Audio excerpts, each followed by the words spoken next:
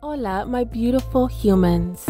This is Jasmine Castillo, and I bring stories and cases from the people of color community, bringing awareness of murdered and missing Indigenous women, girls, two-spirits, the LGBTQ community, Asian American, Native Hawaiian, Pacific Islander, Black Indigenous people of color. These are their stories. So, welcome to Hands Off, my podcast. Kim, Layleen, Roxsana, LeslieAnn, and Jenna are a few names. These women were housed with men, a situation that transgender women in the criminal justice system often face. The Human Rights Campaign says in 2021, that was considered the deadliest year for the trans community. 375 transgender people were killed that year. And that is a figure that has risen since 2020, which that total was 350. The National Center for Transgender Equality has found prisons extremely dangerous for trans women who often aren't housed according to their gender identity. These are their stories.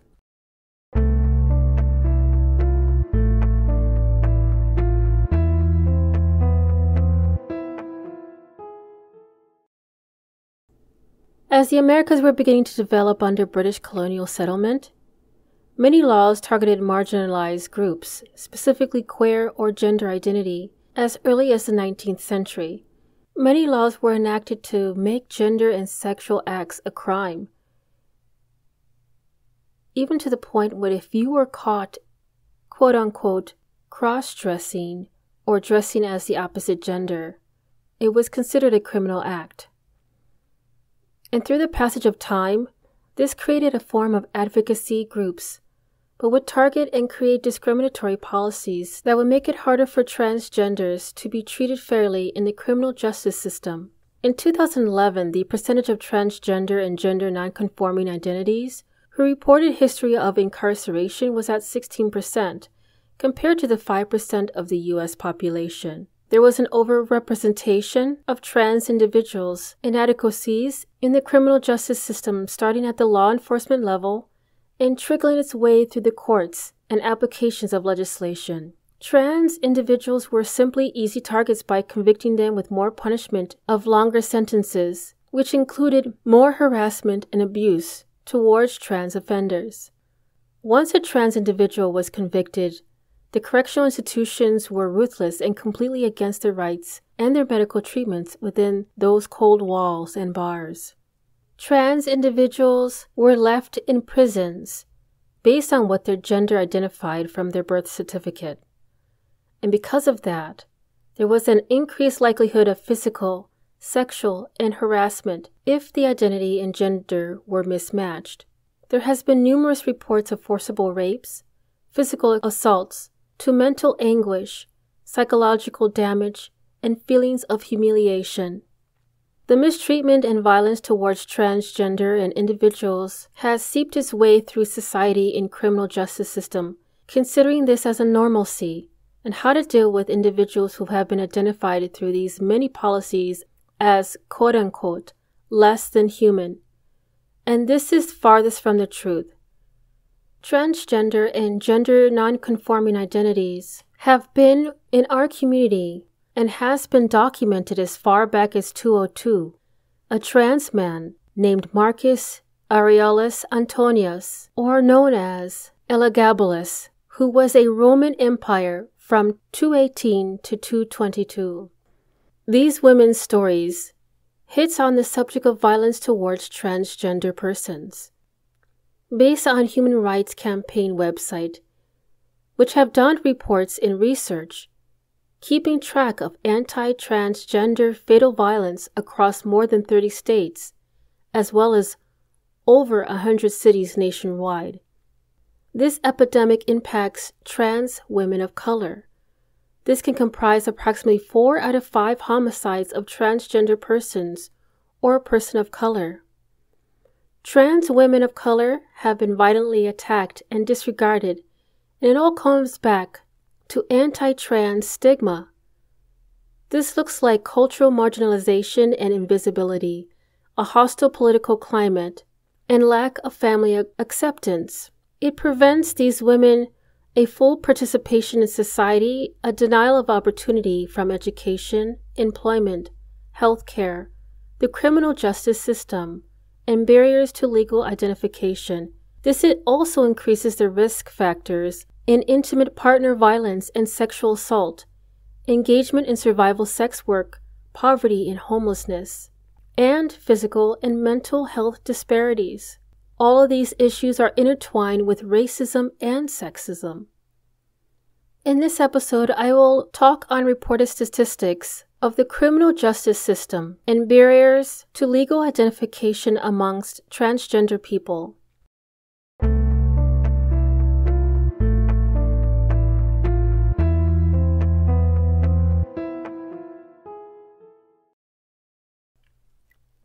Kim Tova Wirtz was born in Minnesota but had lived in Baltimore for more than 20 years. Baltimore is located about 40 miles northeast of Washington, D.C. She transitioned at age 13, yet struggled to find jobs and housing over the years due to discrimination she had faced as an Asian American Pacific Islander and trans woman. Yet despite her hardships, she continued to show her resilience. Kim, a 43-year-old Asian transgender woman, was found unconscious on February 25, 2021, in a single jail cell at the Baltimore Central Booking and Intake Center. Officers immediately began CPR and called for medical assistance and emergency paramedics.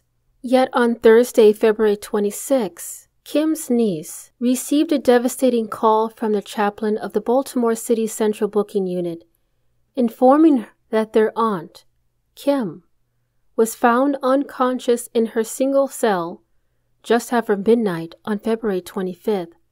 She was later pronounced dead at 1:16 a.m. at Mercy Hospital. In the chaplain's statement, however, was never mentioned that Kim had been housed with male inmates in the detainment facility, which is a common practice that increases trans people's risks of harm. Kim's niece was quoted saying, "She was a very strong person. She tried to find her place in this world." On January 31st, 2021, according to charging documents, a woman told Baltimore police that Kim threatened her with a gun, placed a barrel in her mouth, and forced her to perform oral sex inside a Southwest Baltimore home. The victim identified Kim Wirtz to police, and Kim was then arrested and charged with first-degree rape. Kim's niece said that the family was frustrated by the lack of information about her death, and that Kim was housed with male detainees even though she was identified as a woman.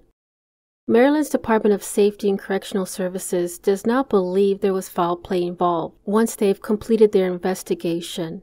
However, Kim's family criticized authorities for not providing more information. In fact, there were existing concerns about the safety of people who were housed at the Department of Safety and Correctional Services Central Booking. On November 15, 2021, many LGBTQ rights groups rallied in front of the Baltimore City Hall that Saturday, identifying harassment and violence towards trans inmates at the state-run correctional facility in Baltimore. One of the people that spoke at this rally, Nicole Wells, a trans woman who identifies both white and Latina, is also a case manager with the Baltimore Safe Haven.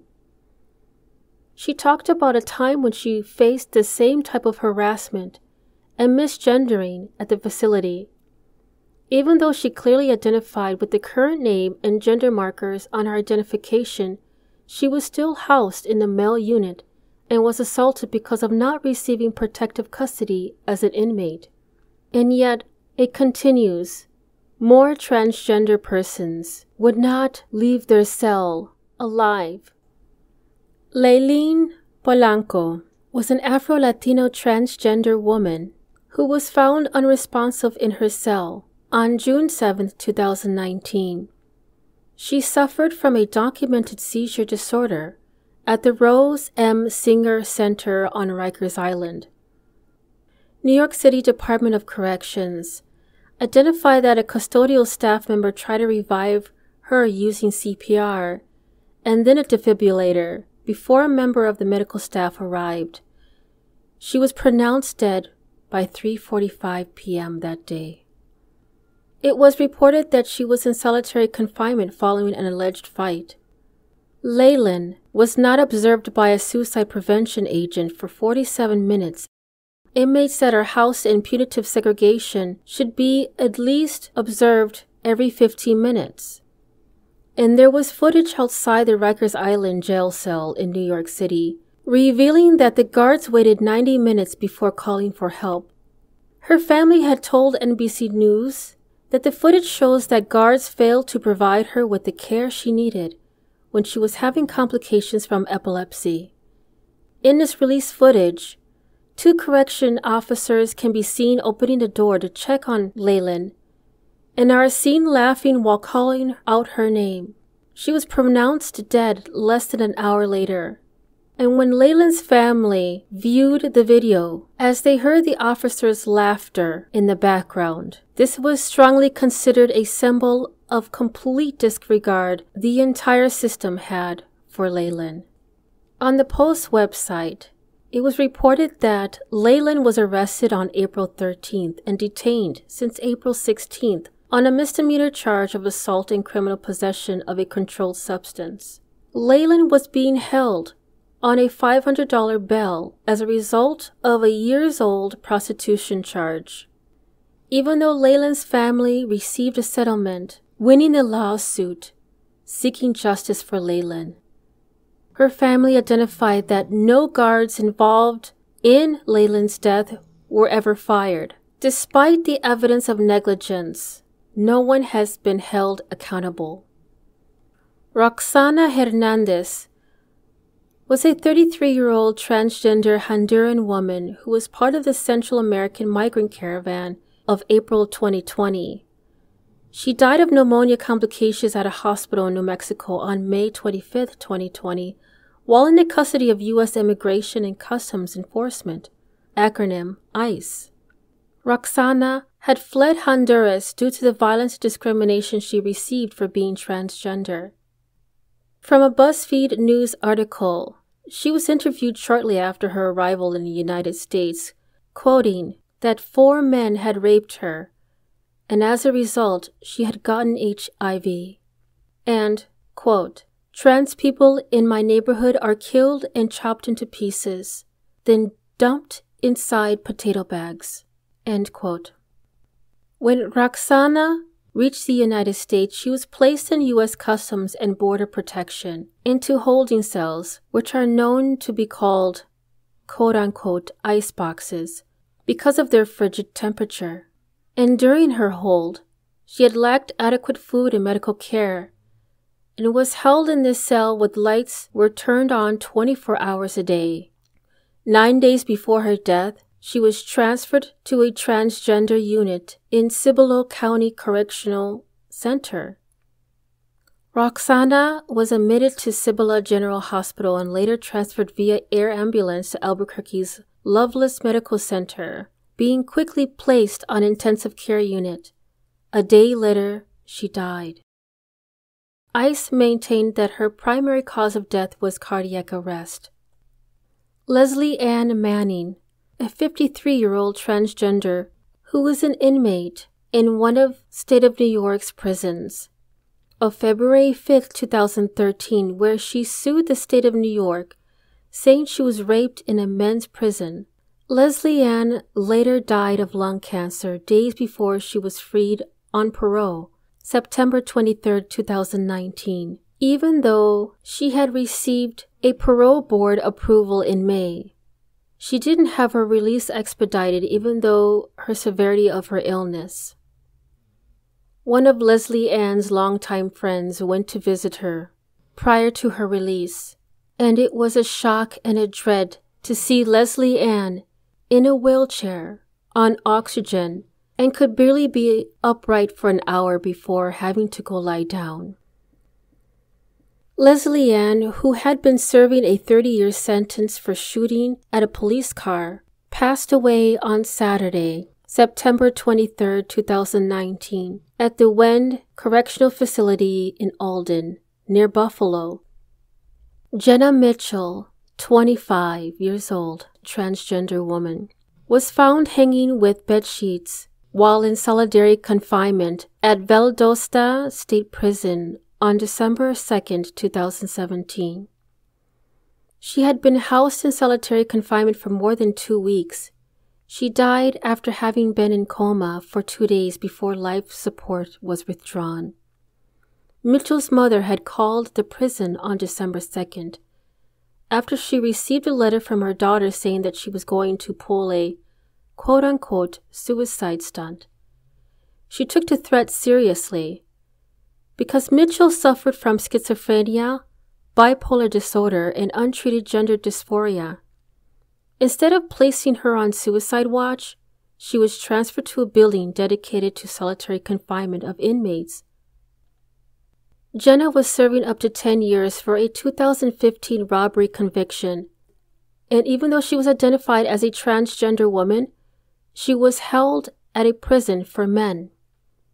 More than 30 minutes of surveillance videos from inside of the prison shows correction officers and sergeant making the rounds in a section of the prison where Jenna was being held. The officer and sergeant ignored Mitchell's pleas for help and then failed to respond in a timely way when she attempted to hang herself in her cell. The corrections officer taunted Jenna and encouraged her to take her own life. Shortly after the corrections officer walked away, an orderly walked over to Jenna's cell and found her hanging from a noose connected to a vent. The orderly said he ran to find the sergeant, who he said smirked and laughed when told that Jenna had hung herself. The sergeant and corrections officer walked away, and more than 10 minutes passed before they returned. Jenna's mother had to watch in horror for 2 days as Jenna, who had dreamed of joining the military and admired service members, was in a coma after hanging herself while in solitary confinement and was handcuffed to a hospital bed. Georgia state prisons have been under fire with complaints from family members and civil rights organizations on the inhumane conditions such as feces and urine-covered cells due to sewage backups and prisoner-on-prisoner violence. Jenna's mother, with a cracked voice, states, quote, "They killed my child. They did nothing to help my child," end quote.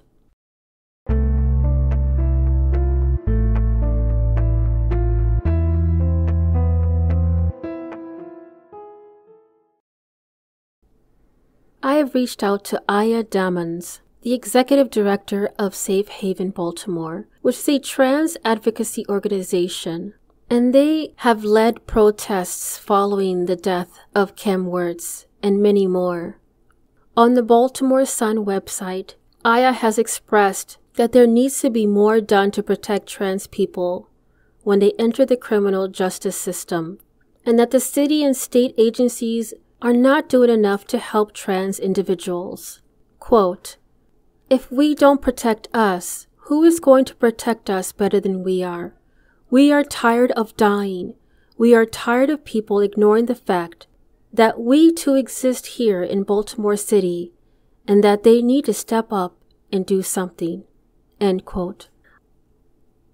One of the things Aya had mentioned is that if there was an LGBTQ coordinator to work inside the jail system to advocate for trans detainees so they are ensured to receive proper health care and therapy and not to be victimized by others in facilities or discriminated against by staff.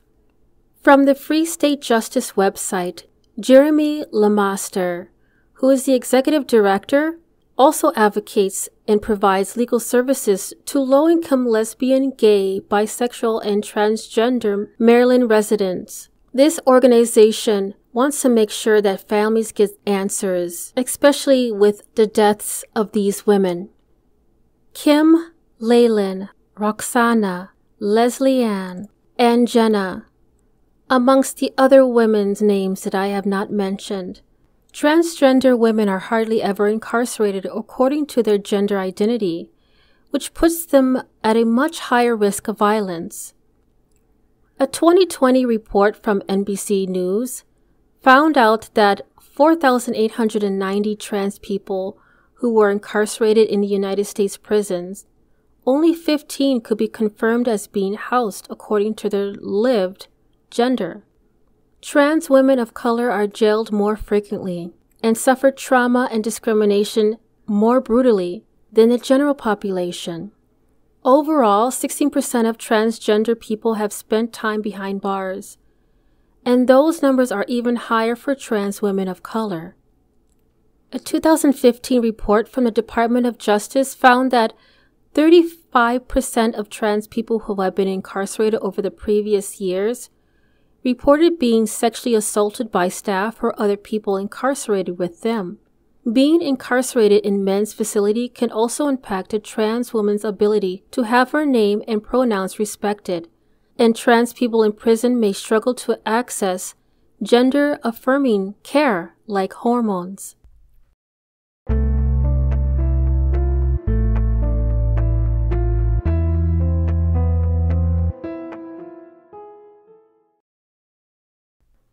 After the untimely death of Kim Wirtz, a Human Rights House Bill 231 was pushed into the Maryland House of Delegates. Even the LGBT Bar Association had pushed for the adoption of bills to ban the use of the LGBTQ panic defense across the country. So on Wednesday, March 10, 2021, the Maryland House of Delegates unanimously passed a bill which would ban a defendant's use of the quote-unquote discovery of a victim's gender identity or sexual orientation as a, quote, a defense to the crime of assault in any degree, end quote. This bill reaffirms that LGBTQ+ rights are human rights. The incident has raised questions regarding the treatment of transgender, lesbian, gay, and bisexual, detained, and the systematic silence around issues that disproportionately impact trans women of color. There are a few actions we could use your support on. We must address the inequities in the criminal justice system, including holding law enforcement to a higher standard in serving transgender people and communities of color. Encourage local law enforcement agencies to designate an LGBTQ police liaison and enact policies that ensure respectful, culturally competent, and non-discriminatory interactions with transgender and gender non-conforming people. These actions are imperative to the larger law enforcement community's ability to accurately gauge the scope of bias-motivated crimes and effectively address them. Because reporting hate crimes is currently not mandatory under federal law, municipal police department must take every step possible to ensure that their hate crimes data is transmitted to the FBI accurately and on time.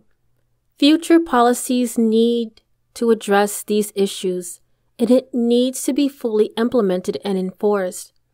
Policymakers and political officials need to acknowledge and actively work to fix the injustice served to the transgender population in the United States, and create gender-variant prison facilities within which the gender-variant communities can exist and safely.